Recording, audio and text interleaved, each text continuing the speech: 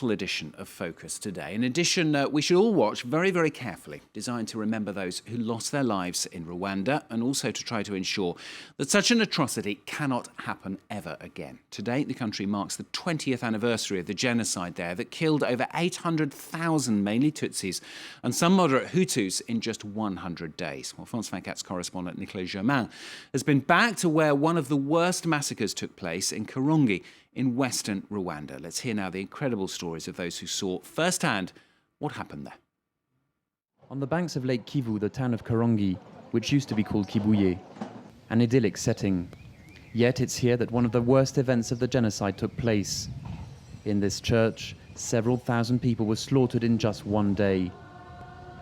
Like elsewhere in Rwanda, the Tutsis had decided to gather around the church.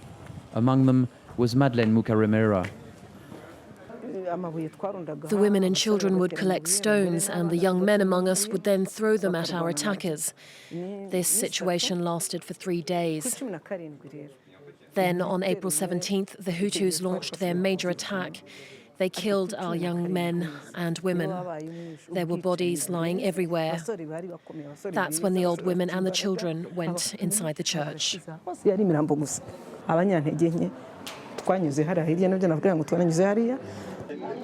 On April the 17th, Alexis de Gigimana also sought refuge in the Saint-Jean church. Here, there were a lot of bodies and pieces because they threw grenades inside. Everyone was yelling. Bodies were lying on top of one another. Those who still could then fled 500 meters away to the Home Saint-Jean hotel, but they were quickly chased down by their killers. This former prisoner says he and his comrades had no mercy. Our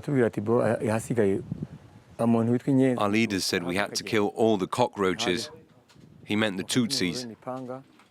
He said, take your machetes, take your weapons, and find the Tutsis and kill them. One group went to the church. The other one came to this hotel. I was here. We found many Tutsis and we started to kill them with our machetes.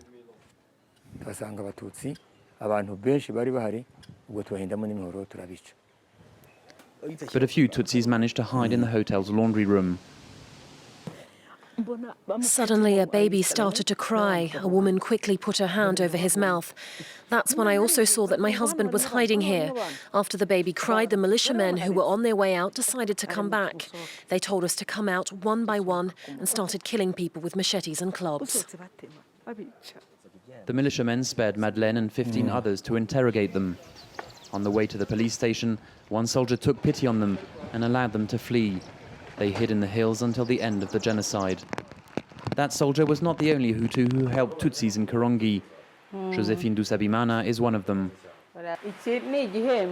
That's a reward I received from the government of the United States because I hid some Tutsis who would have otherwise been executed. 6 times over the 100 days of the genocide, Josephine hid Tutsis in this cramped room. I just thought it was normal to do this because these innocent people were going to be killed. I thought all those who came here must live, and if they had to die, I would die with them. Victim support groups estimate that in all, several hundred Hutu men and women across Rwanda put themselves in mortal danger by hiding their Tutsi compatriots in their homes. Nicolas Germain there reporting from Rwanda.